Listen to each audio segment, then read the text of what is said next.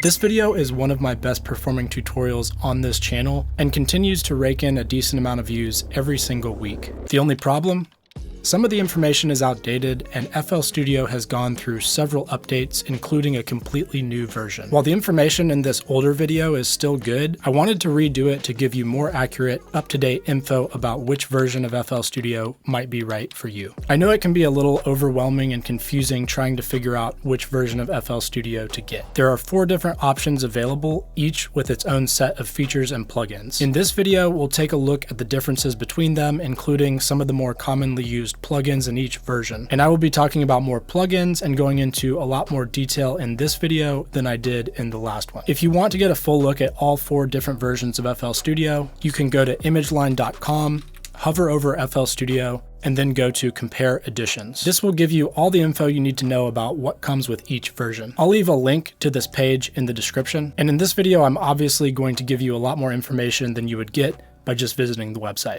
The Fruity Edition is the most basic version of FL Studio. Personally, I do not recommend the Fruity Edition, and I'll elaborate on that in just a minute. The Fruity Edition includes a piano roll, pattern editor, and playlist, as well as some basic synths and effects. Some of the plugins it includes are the 3X OSC, which is a very basic synth, which has been around since pretty much the beginning of FL Studio, Flex, which is a newer plugin, and is actually a great starter synth that comes with a ton of free and paid preset banks, the Fruity Limiter, which is a really nice compressor and limiter built into one plugin, and several other basic effects and synth plugins. However, the Fruity Edition does not have some basic features like recording audio or the ability to drag and drop audio into the playlist, which in my opinion makes it pretty much useless. In my workflow, having the ability to drag and drop samples into the playlist is 100% necessary. Plus, I record stuff all the time, so unless you really don't think you need those features, I'd stay away from the Fruity Edition. Also, keep in mind that if you're using the demo version of FL Studio, it comes fully loaded with access to all plugins and features. Using the demo version is like using the all plugins bundle. However, you can't load your saved projects, which means that if you're using a bunch of plugins which are only available in the signature bundle or the all plugins bundle, and then you purchase the Fruity Edition or the producer edition thinking you'll be able to load your saved projects, some of the plugins may not load up properly because they will now be in trial mode. Now, there is a little bit of a workaround to this, and I'll talk about that a little bit more later in the video, but it's just something I want you to be aware of while making your decision. The Fruity Edition is only $99, and before you complain about the price, keep in mind that professional studios charge anywhere from $30 an hour all the way up to $200 plus per hour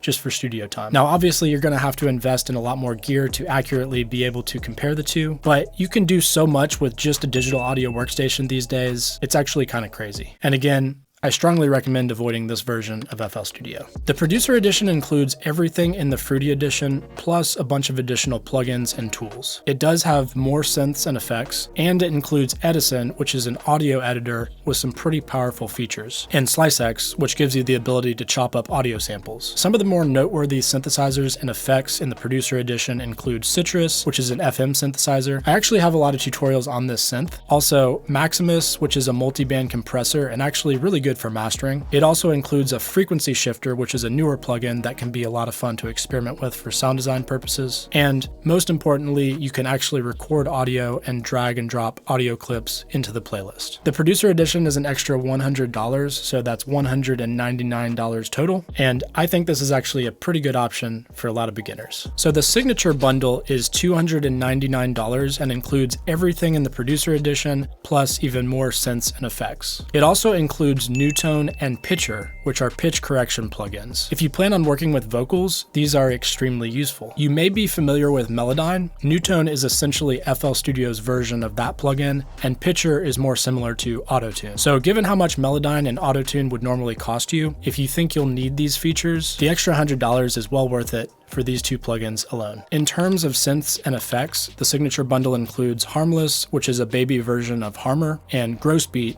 which is a time and pitch manipulation plugin. And Grossbeat is a pretty popular plugin for a lot of beat makers out there. Also, Vintage Chorus is a newer plugin, and Vintage Phaser is a brand new plugin that just came out with the release of FL Studio 21, both of which come with the Signature bundle. And finally, the Fruity Video Player also comes with this version of FL Studio. So if you plan on doing doing any film work, you'll probably want this plugin because it gives you the ability to load up a video and play it back in real time while you edit clips on the playlist. So all in all, the Signature Bundle is the version that I think is probably the most bang for your buck for most producers. However, there have been some pretty big changes which I think we definitely need to take into consideration. Also, don't forget to hit the like button if you're liking the video so far. Now, the All Plugins bundle has a lot more plugins in it, and the last time I did a video on the different versions of FL Studio, it was $899, which is a pretty big jump in price. However, within the past couple years, they've lowered the price all the way down to $499. Also, historically, ImageLine has run Black Friday and end of the year sales every year, where they usually take off around another $100 for the All Plugins bundle, and in the past couple years, they've actually offered some extra bonuses as well. And so I think the All Plugins bundle is actually a much more viable option for a lot of producers than it used to be. The more notable plugins in this version includes Harmor, which is a very powerful additive synth,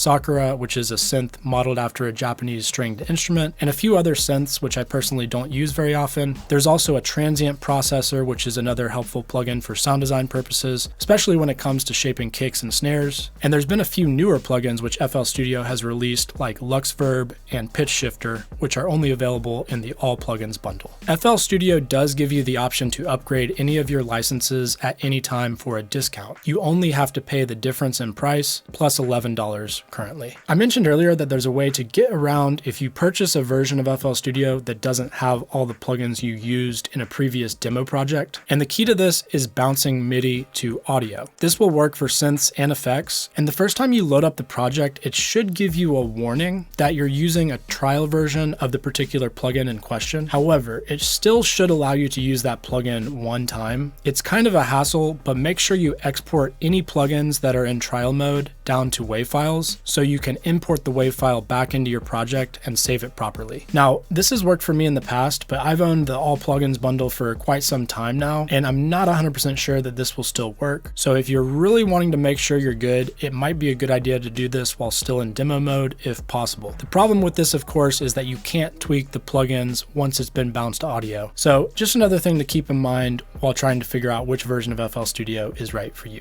If you're still not completely sure which version of FL Studio to buy, feel free to join my Discord community and ask me or any of the other producers in there any questions you may have. I'll leave a link to the Discord server in the description of this video. Also, I do offer one-on-one private lessons which you can sign up for on my website. So if that's something you might be interested in, I'll be sure to leave a link in the description for that as well. FL Studio recently added an affiliate program. And so if you're going to be purchasing FL Studio anyway and you found this video helpful, consider using the link in the description of the video as a thank you. I'll receive a small commission which will help support this channel. If you're just now getting into FL Studio and you need to learn more about what some of the plugins in FL Studio actually do, I have tons of videos on the channel going over various plugins in FL Studio, and I'll be sure to put one or two up on the screen now if you want to check that out. Thanks for watching, and I'll see you in the next video.